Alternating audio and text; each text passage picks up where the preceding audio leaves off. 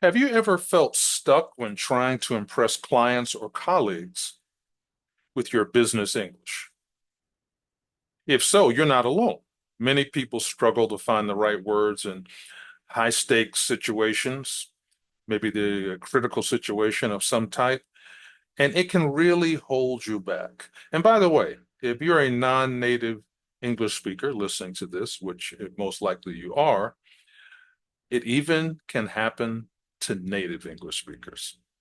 So today, what we're going to do is we're going to explore some key terms for confident professional communication so you can impress colleagues, negotiate effectively, articulate ideas clearly. And even though this is a short list we're going to explore today, you're going to be able to build on this list on your own. Right. So welcome to Mastering English Communication, formerly known as Business English Success Strategies. Today's topic is Master Advanced Business English with some crucial vocabulary tips. All righty, let's get started. So the first question is, why even focus on advanced vocabulary? Well, there's three reasons. One is it can give you a competitive edge.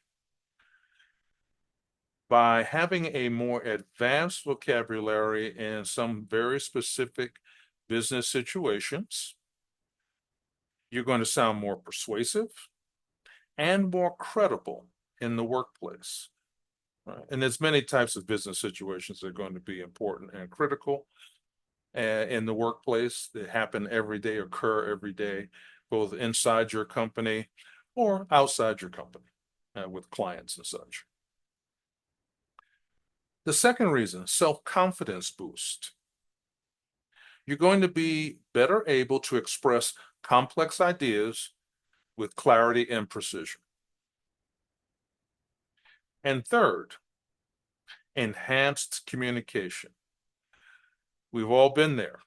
The higher up the ladder that you go and the more responsibility that you have in your professional life, the more likely that you're going to have to do in some type of presentation, present some type of report, or have client discussions. So you want to improve on all of that. And we're giving you more tools for your kit to do that today. Let's start out with the first one, synergy. It's thrown around a lot in business discussions, but let's narrow it down what it is. So synergy, we're talking about a combined effort and greater outcome. Very simple, very straightforward. And you use it in situations where you want to speak to that. And some of these topics might revolve around team collaboration or having an enhanced impact with clients or colleagues, and also about your own individual efforts that will come together in a collaborative environment for enhanced impact. Right? In other words, the outcome exceeds the sum of any single individual contribution.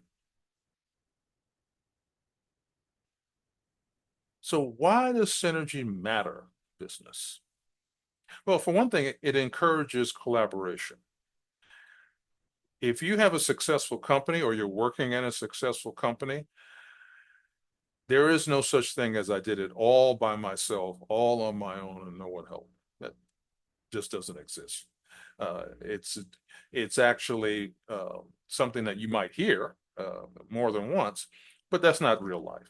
Real life is you have to collaborate with colleagues, with management, with clients, with partners. There's all versions of this, and synergy helps with that. It will help then through this collaboration to foster innovation. We live in a fast-paced world. Not innovating is not an option. And then if you're going to innovate, you're going to have dramatically more efficient problem solving. So synergy matters in business because it will emphasize teamwork and unity in communication. Now, if you're finding this content useful, please hit the like button. Thank you. The next one is leverage. This is how you maximize potential with resources. So look at this as a three-step process. You have to identify the resources necessary. You have to have some understanding of their strategic use. And then you have a set of goals or a goal you're trying to achieve. And so these identified resources will be used strategically to help you achieve the goal. So skills, technology, and data all come together to be used to gain a competitive advantage. So applying it in business, let's look at 3 steps. Expertise in negotiations. So this is one of those, what I call semi-soft skills. Being a skilled negotiator is something that employers look for when they're hiring professional talent. And it's also something that you can practice and you can research and you can go about becoming better. So it's both a soft and a semi-soft skill. I actually look on it as a technical skill, understanding how to properly approach a negotiation. So you want to stand out with your unique knowledge in this way. Then technology for productivity.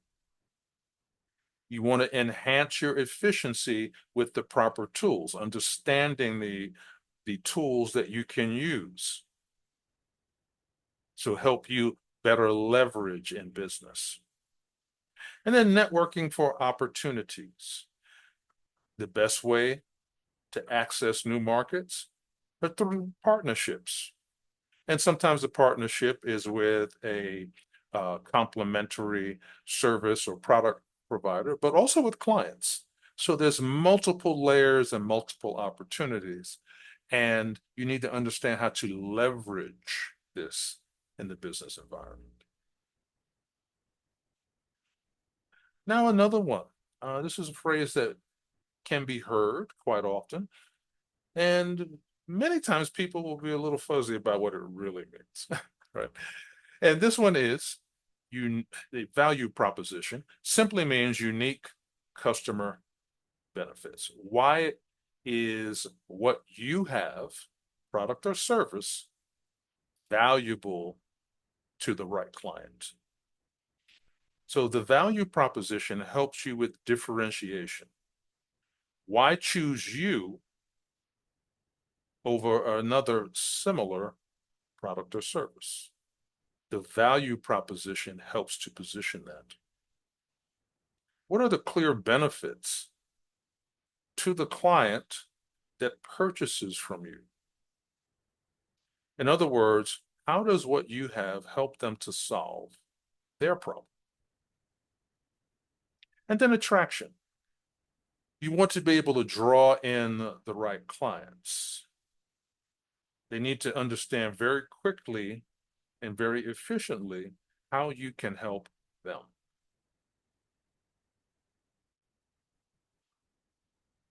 And so how do you go about creating a strong value proposition?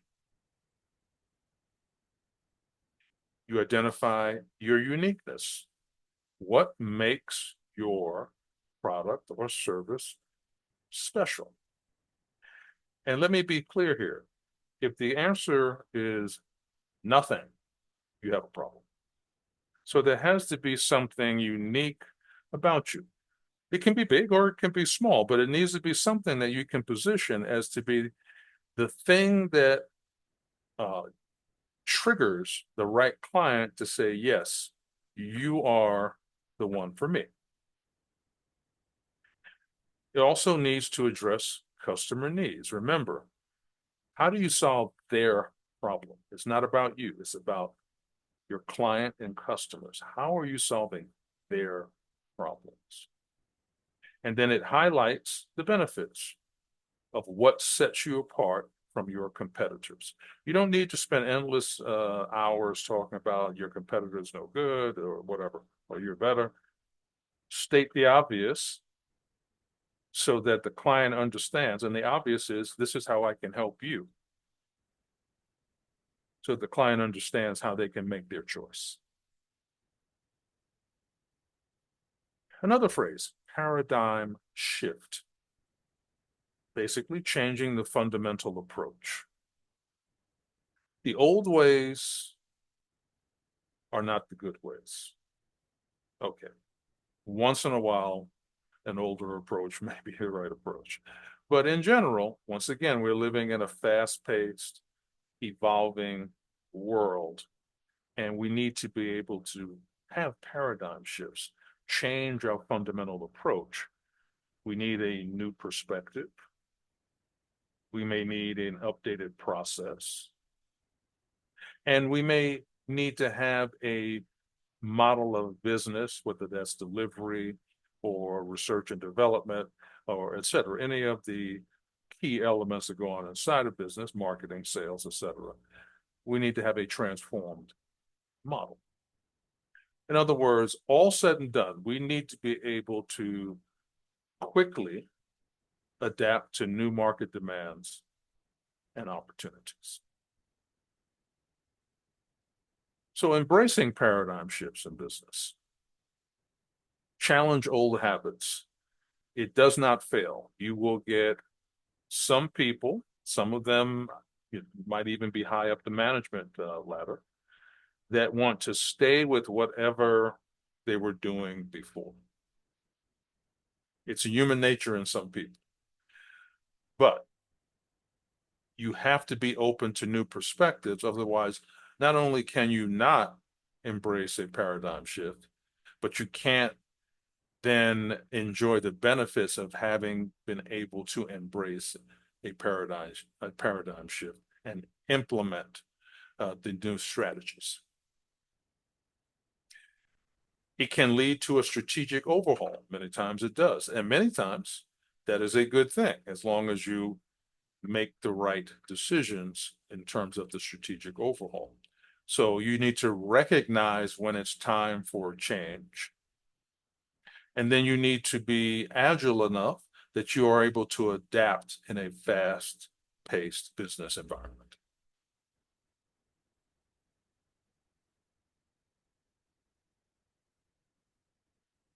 Another phrase, disruptive innovation. This is something that is reshaping industries. We hear either disruptive or innovation or a combination. So disruptive innovation, small scale concept. So everything that's disruptive is not massively implemented all at once. Small scale concepts, implementing bit by bit, evaluating, implementing more, innovating more, etc. Adapting to market transformation,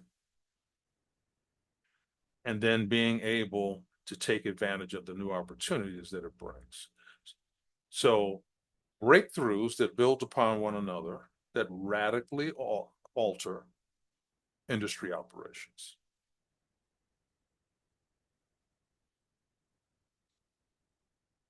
Now, we have something called stakeholders.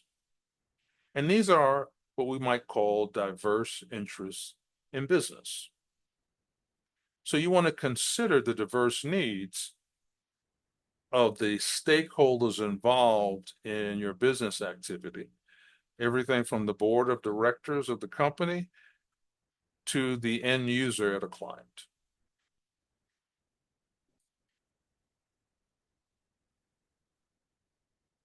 ROI, return on investment, measuring investment effectiveness. So a healthy business wants a 20% profit margin. Now, this is on average. Might be a little bit less, maybe a little bit more, but on average, they're looking to be as close to 20% or more as possible. Growth rate, 2x, right? You want to double your investment value. And then a payback period. 18 months is not unreasonable. Obviously, everyone wants to get paid back as soon as possible. But in a normal business environment, 18 months is a reasonable time frame. And that's the time it takes to recoup your initial investment.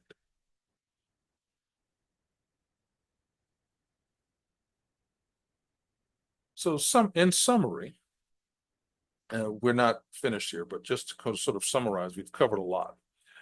Uh, we've covered key terms: synergy, leverage, value or value proposition, paradigm shift.